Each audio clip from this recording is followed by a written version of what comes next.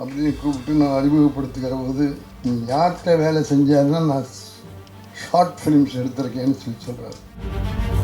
களத்தூர் கண்ணம்மான்னு ஒரு படம், அப்படிப்பட்ட உலகநாயகன் அறிமுகமான அந்த களத்தூர் கண்ணம்மா படத்தில் நான் முதல் அசிஸ்டன்ட் டைரக்டர். கனிமுத்து பாப்பாங்கிற படத்தில் என்னை டைரக்டராக அறிமுகம் செய்தார். நான் டைரக்டர் ஆகிறதுக்கு 20 ஆண்டு காலம். சூப்பர் ஸ்டார் ரஜினிகாந்த் நடிக்க பிரம்மாண்ட படம் எடுக்கிற சங்கர் இயக்கிய அந்த சிவாஜி படத்துக்கு நான் துணை தயாரிப்பாளர். எப்போவுமே நான் சொல்கிறது, ஏவிஎம் ஸ்டுடியோ வந்து வெறும் ஸ்டுடியோ மட்டும் இல்லை, அதுதான் இன்ஸ்டியூட், அதுதான் கல்லூரி. முரட்டுக்காளி, சகலகலாவதம், நல்லவனுக்கு நல்லவன், அவருடைய வாரிசுகளுக்கு. கொஞ்ச நாளைக்கு முன்னால் வந்து படம் எடுக்கிறத நிறுத்திட்டாங்க. நாங்கள் நிச்சயமாக படம் எடுக்கிறோம், படம் எடுக்க மாட்டோம்னு சொல்லலை, படம் எடுக்கிறோம், அதுக்கு வியாபாரம் பண்ண முடியலை.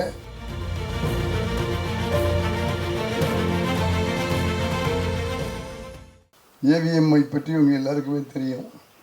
அந்த 3 எழுத்து, அந்த 3 எழுத்தை உருவாக்கினவர் தான் ஏவிஎப்பன்.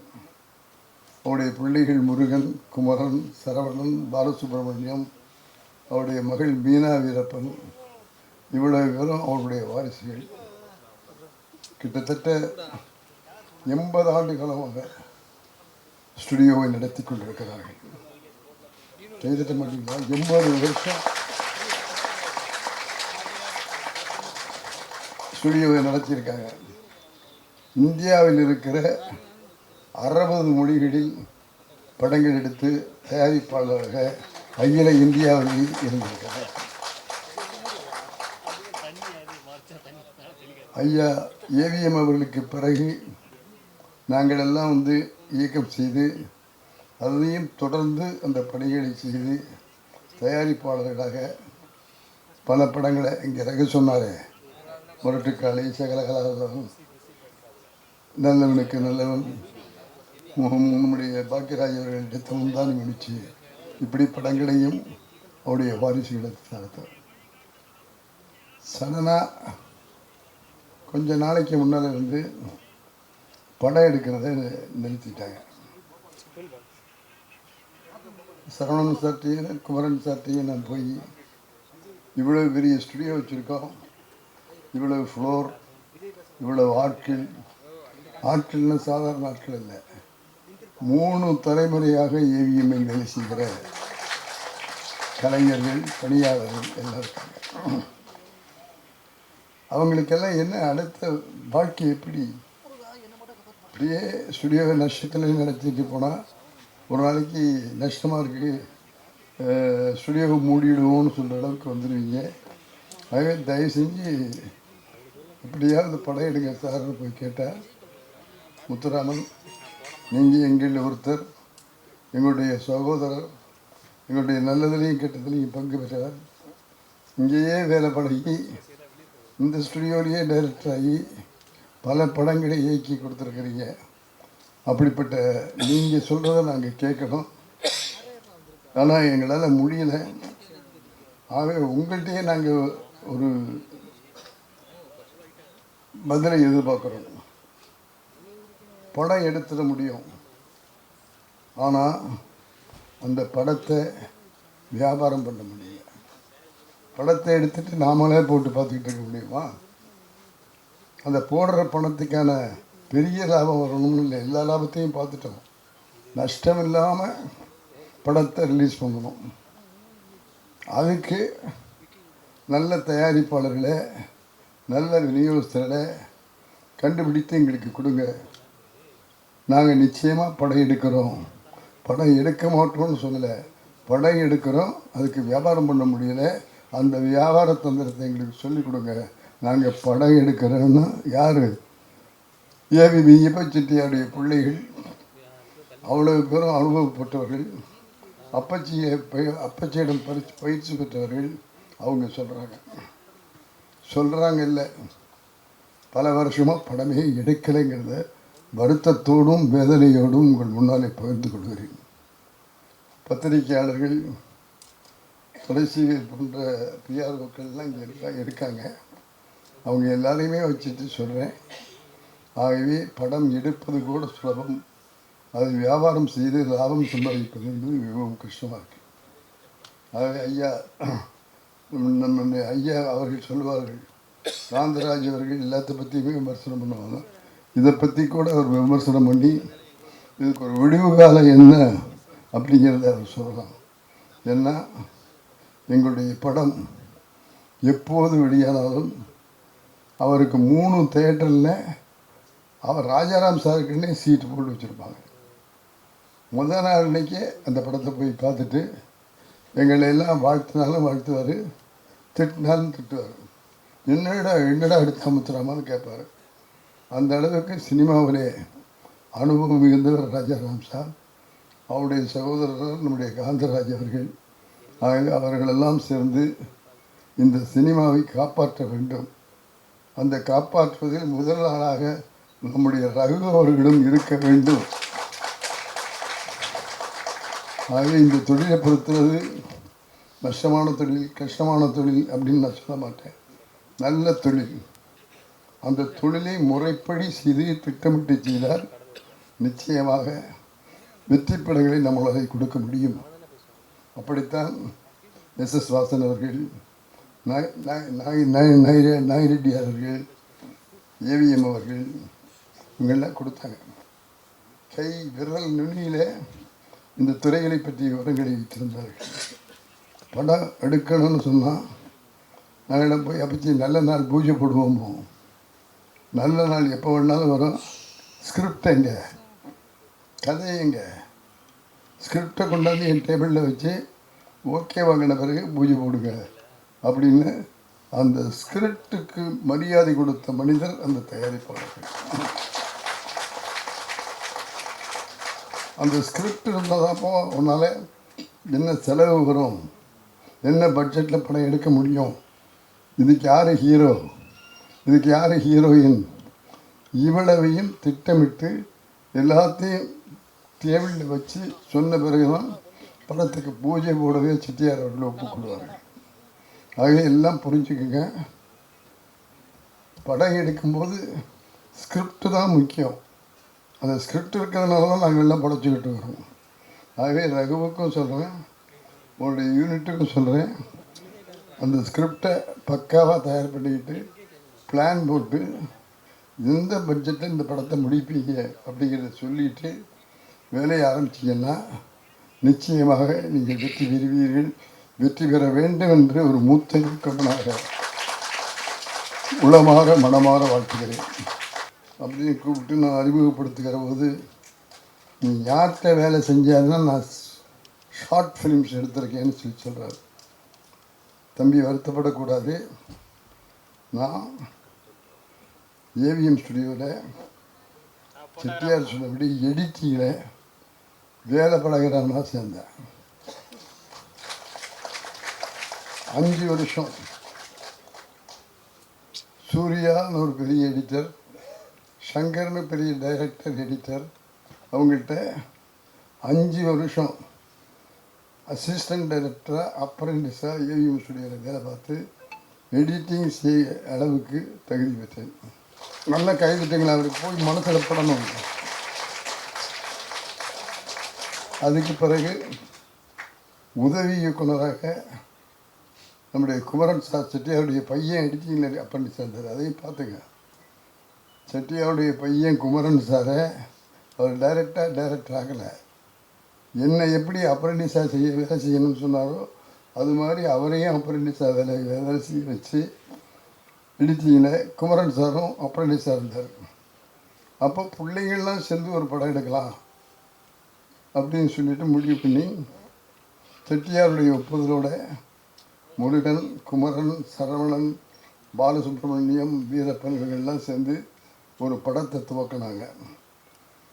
அந்த படத்தை துவக்குகிற போது குமரன் சார் எடிட்டிங்கில் இருந்ததுனால என்னை பார்த்து, முத்துராமன் நீங்கள் எங்களோட செட்டுக்கு வந்து வேலை செய்யுங்க, எங்களுக்கு உதவியாக இருக்கும் அப்படின்னு 7வது அசிஸ்டன்ட் டைரக்டர், அதெல்லாம் பாருங்க, 7வது அசிஸ்டன்ட் டைரக்டர் 5 வருஷம் எடிட்டிங்கில் வேலை செஞ்ச பிறகு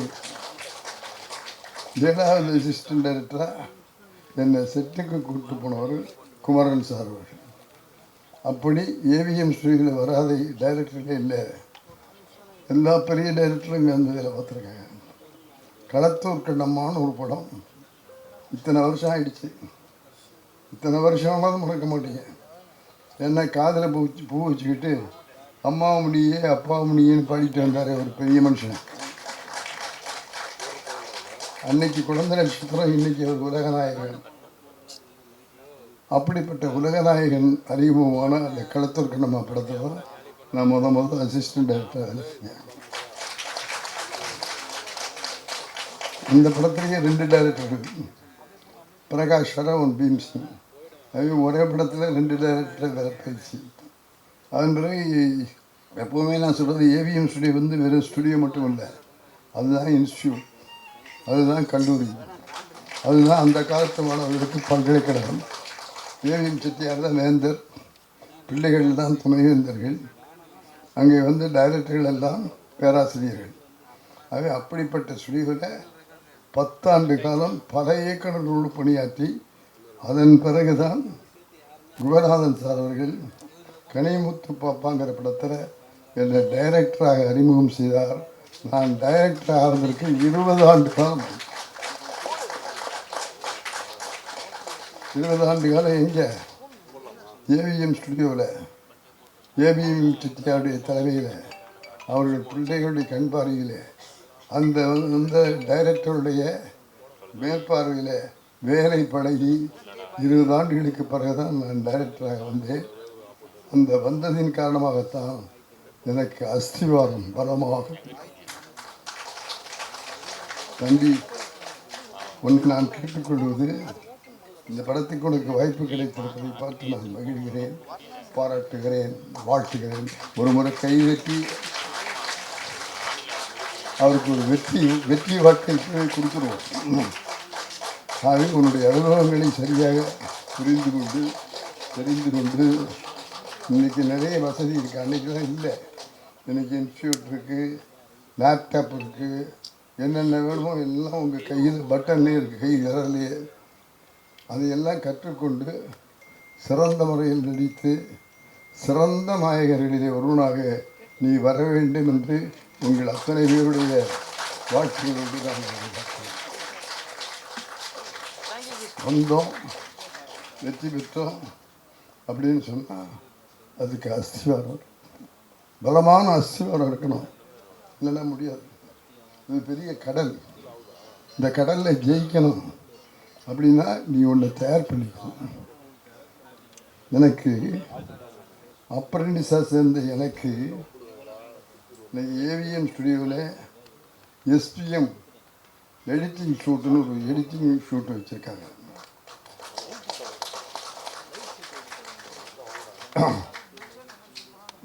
எஸ்பி முத்துராமன் பேரில் துணை தயாரிப்பாளர் என்கிற பட்டத்தோடு சூப்பர் ஸ்டார் ரஜினிகாந்த் நடிக்க பிரம்மாண்ட படம் எடுக்கிற சங்கர் இயக்கிய அந்த சிவாஜி படத்துக்கு நான் துணை தயாரிப்பாளர். எங்கேயோ பிறந்து எங்கேயோ வளர்ந்து அப்ரண்டிஸாக வந்து சேர்ந்து அப்ரண்டிஸ் முத்துராமன் இன்றைக்கு துணை தயாரிப்பாளர் முத்துராமன் என்கிற அளவுக்கு வளர்ந்திருக்கிறேன் என்று சொன்னால் அதற்கு காரணம் 3-4 விஷயங்கள் தான். தொழிலை முழுமையாக கற்றுக்கொண்டோம், எந்த விதமான சந்தேகமும் எங்களுக்கு இல்லை. எந்த தொழிலை எப்படி இந்த செய்யணும் அப்படிங்கிறது எங்களுக்கு முழுமையாக தெரியும். ஆகவே கற்றுக்கொண்டு செய்தோம். கிடியாரத்தை பார்த்துக்கிட்டு வேலை செய்யலை. 6 மணிக்கு வீட்டுக்கு போகிறேன், 3 மணிக்கு வீட்டுக்கு போகிறேன் சொன்னதில்லை. 3 நாள் 4 நாள் ஸ்டுடியோவிலேயே படுத்துருக்கோம், ஸ்டுடியோவிலேயே தூங்கியிருக்கோம். எடிட்டிங் டிபார்ட்மெண்ட்டில் வேஸ்ட்டு போடுறதுக்காக ஒரு கவர்னு ஒன்று கொடுப்பாங்க. அந்த பின்னில் அந்த கவரை போட்டு அதுக்குள்ளே தான் ஃபிலிம் வேஸ்ட் ஃபிலிம் போடுவோம். தூங்குறது எப்படி தெரியுமா? அந்த பின் கவரை எடுத்து தரையில் விரிச்சுக்கிட்டு, அப்போல்லாம் ஃபிலிம் வந்து டின்னில் வரும், அந்த டின்னு தலைகாணியை வச்சு படுத்து தூங்கிய நாட்கள் தான் என்னுடைய வாழ்க்கையிலேயே அதிகமான. ஆக அந்த உழைப்பு, தொழிலை முழுமையாக கற்றுக்கொண்டோம். உழைப்பதற்கு நாங்கள் கிடிகாரத்தை பார்க்கவே இல்லை. சாப்பாடு அங்கே தான், தூக்கம் அங்கே தான், எல்லாத்தையும் செஞ்சு அந்த இடத்துல தான். ஆகவே கடுமையான உழைப்பு. அடுத்த முக்கியமான விஷயம் நம்பிக்கை. இந்த ரகு மாஸ்டருக்கு 20 வருஷம் ஏவிஎம் ஸ்டுடியோவில் இருந்த பிறகும் நான் வருவேன் வருவேன் வருவேன் என்று வந்தாரே, அதுதான் அவர் கிடைத்திருக்கிற பலம். அது இந்த வந்திருக்கிற கதாநாயகிகள் அத்தனை பேருக்கு அவர் சொல்லிப்பேன், சினிமாவில் வர முடியாதுன்னு சொல்லக்கூடாது, வர முடியும். எப்போ தொழிலை ஒழுங்காக கற்றுக்கிட்டா, கடுமையாக உழைச்சா, வருவேங்கிற நம்பிக்கையோடு இருந்தா. எல்லாத்துக்கும் மேலே இன்னொன்று சொல்றேன், ஒழுக்கம். அந்த ஒழுக்கம் இருக்க வேண்டும். ஐயா சினிமாவில் இருந்தேன், இந்த துளசி பண்ணி வேலை என் மேலே ஏதாவது கிறிஸ்து எழுதினாலும் எத்தனையோ ஒரு முயற்சி பண்ணியிருக்கேன். இன்னும் நான் கிறிஸ்துக்கு கிடைக்கல. ஏன்? வாழ்க்கையிலே அந்த ஒழுக்கங்கிறது முக்கியமான விஷயம், அடித்தளம், அஸ்திவாரம். ஆகவே 4 விஷயத்தை இந்த புது குழுவுக்கு நான் சொல்லிக்கொள்ள ஆசைப்படுறேன்.